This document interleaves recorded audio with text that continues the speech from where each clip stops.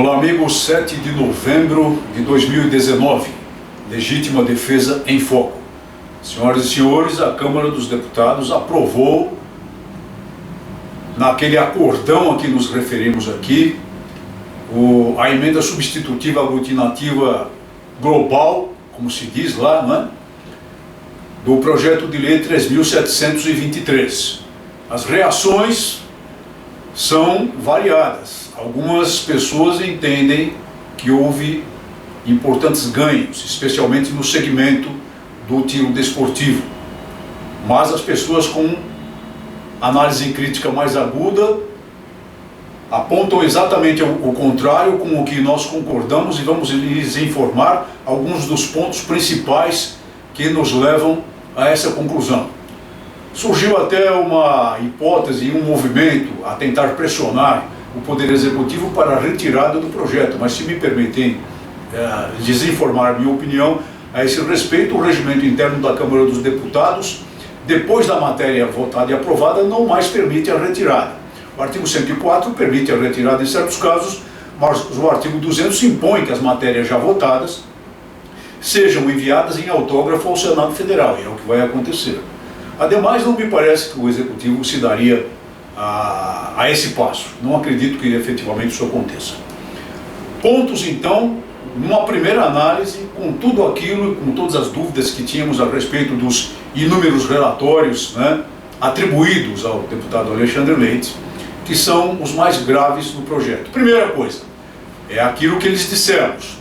O projeto, em termos de flexibilização do Estatuto do Desarmamento, não avance até pior, e com relação às pessoas comuns, em nada melhora. A situação de posse e de porte para as pessoas comuns passa completamente ao largo do texto aprovado. Não está contemplada no texto aprovado. Nada muda em termos das dificuldades para a aquisição, para a posse e principalmente para o porte em relação ao cidadão comum. Muda para os atiradores desportivos. Por quê? Porque finalmente parece cristalizar o direito ao porte por parte do atirador desportivo, sob certas circunstâncias que nós vamos tentar esmiuçar aqui. Atirador desportivo, não pessoas comuns, não pessoas que não tenham um CR no Exército, não pessoas que não estejam cadastradas no Exército como atiradores desportivos e ainda com condições agravadas que nós vamos informar aqui.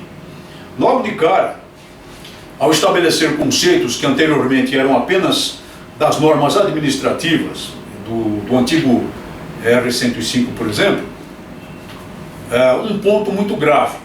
O texto conceitou arma de fogo obsoleta como aquela que não se presta mais ao uso efetivo, mas apenas por uma razão, vinculou estritamente a uma razão. Em razão de sua munição ou de seus elementos de munição não serem mais produzidos, só. Então, vejam, por exemplo, o caso dos bacamarteiros, os proverbiais bacamarteiros lá das festas juninas do Nordeste. Eles não usam, obviamente, munição em seus bacamartes, eles não vão produzir letalidades numa festa folclórica, é claro. Eles usam muita pólvora negra para fazer brilho, fazer clarão e fumaça. E é um espetáculo muito conhecido, aquele de todos. No entanto, a rigor, a munição do bacamarte é meramente um projétil de metal de qualquer tipo que pode ser produzido até artesanalmente, até no fundo de quintal, por qualquer pessoa. Então, a rigor, essa munição pode ser produzida sim, em condições elementares, em condições artesanais. De modo que como se poderia enquadrar um bacamarte desse tipo como arma obsoleta? Fica difícil. E cria dificuldades, problemas e riscos para os bacamarteiros. E a senhora, o senhor, por acaso tem em sua casa uma velha garrucha Rossi, por exemplo, fabricada em 1901, se não me falha a memória, em 1901, a Rossi já fabricava garruchas aqui no Brasil. Uma Rossi, uma garrucha calibre 320, Rossi. Ela pode ser considerada uma arma obsoleta? Até há pouco tempo podia, de acordo com a conceituação estabelecida no regulamento próprio, que era o R-105. E agora? por acaso munição 320 não é mais produzida? Pode ser que não seja produzida em linha de produção de fábrica, mas é produzida artesanalmente, pode ser adquirida até no exterior. De modo que é muito, muito perigoso, passa a ser muito perigoso que a senhora e o senhor mantenham em sua casa, com uma pendurada na parede lá, uma velha garrucha do seu avô, do seu pai. E tem mais. O deputado Alexandre Leite no seu texto, que foi aprovado, nem sequer considerou a hipótese de que essas armas passassem a ser consideradas obsoletas, por exemplo, porque a pessoa elimine o seu dispositivo de percussão. Nem isso está contemplado aqui, nesse texto. Então não adianta você limar o percussor da arma, travar o percussor da arma, da sua velha garrucha, do seu bisavô, de calibre 320, fabricada em 1901, porque ela muito provavelmente não passará mais a ser considerada como obsoleta, e tem mais, a senhora terá de registrá-la nos termos dessa lei. Isso é muito ruim, é apenas um dos pontos. Com relação a questão do porte de arma de fogo por qualquer pessoa, atualmente, obviamente, é um crime. Porte ilegal de arma de fogo. O senhor e a senhora podem ter autorização para posse de arma em domicílio, não podem portá-la se não tiverem uma autorização específica da autoridade policial para essa finalidade. Então, não vamos aqui novamente informar o que já é de conhecimento geral. Mas o parágrafo 5º do artigo 10 do famigerado Estatuto do Desarmamento, na nova redação, aprovada, impõe para quem eventualmente praticar um delito desse tipo, a perda, a apreensão de todas as armas de fogo que ele tiver e dos respectivos registros, e não apenas daquela que ele portava ilegalmente. Isso é um problema muito sério, evidentemente, que não afeta em absoluto a bandidagem. Nós sabemos que a bandidagem pouco se importa com a lei, mas afeta alguma pessoa descuidada que, por alguma razão, principalmente os atiradores desportivos, possam ser, apesar das novas disposições da lei, enquadrados eventualmente por porte ilegal de arma de fogo. Isso é um dispositivo draconiano, completamente sem fundamento. Digamos, a pessoa cometeu um delito, ela vai ser responsabilizada, mas não necessariamente perder todo o acervo de armas de fogo que tenha apreensão de todas as armas. E no tocante a esse aspecto também, o deputado achou importante, conseguiu emplacar aqui no que foi aprovado, um aumento de penas, né? Como se bandido ligasse, como se bandido desse bola, para usar a expressão popular, para aumento de pena. O bandido devidamente escolado sabe perfeitamente bem que em praticando roubo à mão armada, em praticando acobertamento, proteção a pontos de tráfico de entorpecentes com o emprego de armas de fogo, o emprego de armas de fogo será considerado crime meio, ele jamais será condenado autonomamente ou cumulativamente pelo crime de roubo à mão armada com o crime de porte ilegal de arma de fogo. No máximo ele sofrerá um agravamento da pena, já previsto nas disposições do Código Penal. Então ele nem se importa com o aumento de pena. Podia aumentar para 10 anos, mas foi aumentada para 5 anos a pena máxima no caso de porte ilegal de arma de fogo de uso permitido. Então digamos que alguém cometa um deslize, uma pessoa de bem, uma pessoa sem antecedentes criminais, cometa um deslize de portar uma arma de fogo de uso permitido, mesmo que essa arma esteja registrada em nome dele, por exemplo, saindo brevemente de sua propriedade ou sendo encontrado em uma área de sua propriedade que não possa ser considerado como área de propriedade rural. E venha a ser preso por essa razão, quem sabe até num ato de legítima defesa. Muito bem, a pena máxima será de 5 anos, ela vai ser presa em flagrante delito, conduzida à delegacia de polícia, autuada em flagrante delito. E por menor, como a pena era de 4, a máxima era de 4 e passou a ser de 5, o artigo 322 do Código de Processo Penal estabelece que nesse caso, porque a pena máxima é superior a 4 anos, até 4 anos é outra história, mas é superior a 4 anos, passa a ser superior a 4 anos, a autoridade policial, o delegado de polícia, não mais poderá estabelecer fiança. Ele terá de manter a pessoa presa e submeter a questão ao juiz criminal, que, de acordo com a lei, deverá decidir em 48 horas. Ora, 48 horas, né? Então vamos esperar que o juiz decida rapidamente. Só que até lá, a pessoa sem antecedentes criminais, a pessoa mal interpretada por um deslize, a pessoa que, digamos, numa refrega, tenha saído de sua casa em legítima defesa, atracando-se com criminosos e tenha sido encontrada pela força policial portando uma arma registrada, porém fora do seu domicílio, vai mofar 48 horas na cadeia rezando para sobreviver à primeira noite de encarceramento. Vejam só a gravidade desse dispositivo. E a bandidagem, a bandidagem não está nem ligando para esse dispositivo. Outra coisa, foi cristalizado no artigo 16, inciso 5º, novo, o crime de vender, fornecer ou entregar, ainda que gratuitamente, arma de fogo a criança ou adolescente. Claro que se for uma atividade criminosa, evidentemente merece toda a reprimenda da lei. Mas imaginem a situação atual dos clubes de tiro. Imaginem se alguém vier a entregar uma arma para um adolescente, para uma prática lúdica do tiro, que, como nós veremos mais adiante, fica completamente proibida no país. Ele será enquadrado nesse dispositivo, com as penas do artigo 16, que começam com 6 anos de reclusão. Começam com 6 anos de reclusão e vão até 10 anos de reclusão. Bandido está preocupado com isso? Podem ter certeza de que não.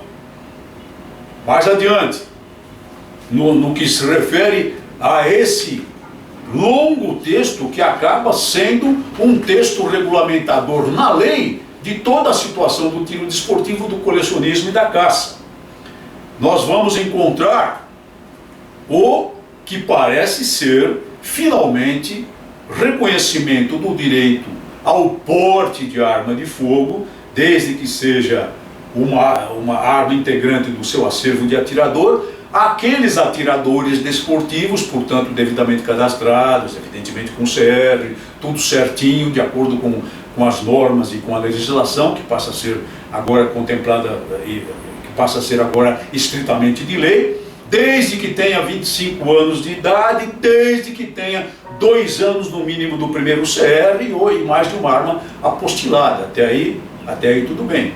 Então, teria direito ao porte de uma dessas armas, de acordo com o texto aqui. Por outro lado,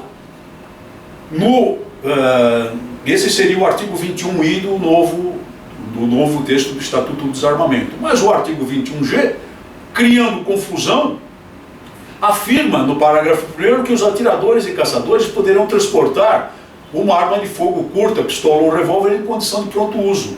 Transportar em condição de pronto uso. Mas o que é isso? Isso é confundir conceitos. É confundir transporte com porte. Porque, na verdade, transportar em condição de pronto uso é porte, ou então não faz sentido algum. Vai transportar em condição de pronto uso uma arma de fogo trancada no porta-mala enquanto ele está na cabina do carro? Se for assim, não serve para absolutamente nada. E se for diferente, confunde os conceitos. E mais, faz confusão com o 21I. E o que nós dissemos sempre aqui, isso vai acontecer. Quando existe confusão conceitual na lei, geralmente o chicote estala nas costas do coitado do atirador desportivo que pensa que tem a proteção da lei. É extremamente perigoso isso, e poderia perfeitamente ter sido muito mais bem cuidada essa redação, como tantas vezes dissemos aqui. Mas segue a caravana. E mais adiante, trata o texto de estabelecer, em termos do tiro desportivo, como modificação, como criação do artigo 21, parágrafo 3º, que para os efeitos da lei, o tiro desportivo enquadra-se no parágrafo 1º do artigo 1º da Lei 9.615 de 1998. Essa lei é a lei que estabelece normas gerais do desporto no Brasil. E o que significa dizer que ela fica enquadrada aqui? Significa dizer que agora na lei, Não é mais regulamentação do Exército, nada, decreto presidencial, nada, na lei. O tiro desportivo passa a ser, no Brasil, atividade apenas formal. Fica proscrito completamente o tiro desportivo como atividade lúdica. Então, se o atirador que está pensando em se iniciar no tiro se inscreve lá num clube, mas não tem CR, pode esquecer, ele não pode praticar mais o tiro lúdico não, para ver se ele gosta da atividade, não. Para começar, ele nem vai poder ter acesso à atividade se ele já não tiver, se ele já não for registrado no Exército como atirador desportivo. Você pensava em levar o seu filho para, quem sabe, se iniciar no tiro desportivo? Pode parar para pensar. Pode parar para pensar. O tiro desportivo não será mais no Brasil atividade lúdica. Não será. Apenas atividade formal. Portanto, apenas atividade de rendimento, de alto rendimento. Enquadrável e sujeita a todas as normas e disposições, portanto, das entidades que estão constituídas ou vierem a ser constituídas como entidades de regulação do tiro desportivo, confederações, federações, etc. Proíbe-se na prática do tiro desportivo, mais adiante, o emprego de armas automáticas. Na prática do tiro desportivo, faz sentido isso? Quando poderia perfeitamente haver categorias voltadas para esse tipo de armamento, claro que sob controle, sob normas que podem ser perfeitamente cumpridas sem problema algum, sem perigo social algum. E mais adiante, no artigo 21X, os atiradores, com exceção dos menores de 21 anos, podem adquirir armas. Então, admite-se aqui que os adultos possam ser atiradores desportivos, adolescentes não, já vimos, né? Porque se entregar arma a adolescente, alguém comete crime. Mas admite-se, portanto, que a pessoa com pelo menos 18 anos de idade possa ser atirador desportivo, mas essa mesma pessoa terá de completar 21 para poder adquirir arma. E lembre-se de que para o porte do atirador ela terá que completar 25. Criando-se, portanto, absurdos patamares de maioridade, absurdos patamares, digamos assim, de discernimento, como se isso fizesse sentido na legislação de qualquer país minimamente estruturado sob o ponto de vista legal, sob o ponto de vista de direitos e garantias individuais. Sob o ponto de vista de direitos e garantias individuais. E tem mais. Se não se pode entregar arma de fogo adolescente nem para a prática do desporto de tiro supervisionado, que mínima chance haverá de que um país qualquer, no caso o nosso Brasil, possa efetivamente formar campeões nessa modalidade. Quem é que não sabe, quem é que ignora que os campeões de qualquer modalidade esportiva são forjados desde a infância? Por exemplo, no futebol, desde a bola de meia. Lá que se forja o talento, lá que se descobre os talentos, e ao longo da vida, já em tenra idade, é que se forja o talento e desenvolve-se esse talento e amadurece-se o futuro campeão. É assim que funciona. E funciona também para as artes, como nós sabemos muito bem. Que chance terá uma pessoa se ela tiver de esperar até os 18 anos para disparar o primeiro tiro em um alvo de papel, numa agremiação de tiro, num clube de tiro qualquer? Isso não funciona, isso não é de interesse do país. E as restrições todas, que são muitas na verdade, vão contribuindo, ao contrário do que sempre defendemos e afirmamos, para dificultar e não para potencializar a formação de uma necessária segunda reserva do país. Não sabemos o que acontecerá no Senado com essa lei já aprovada na Câmara dos Deputados. Aprovada na Câmara não quer dizer que seja lei ainda. E não sabemos o que passa na mente do presidente da República ao verificar em que termos a sua iniciativa foi aprovada. Claro que pode haver no futuro, se o Senado encampar essa matéria e aprová-la como lei, pode haver no futuro a hipótese de veto.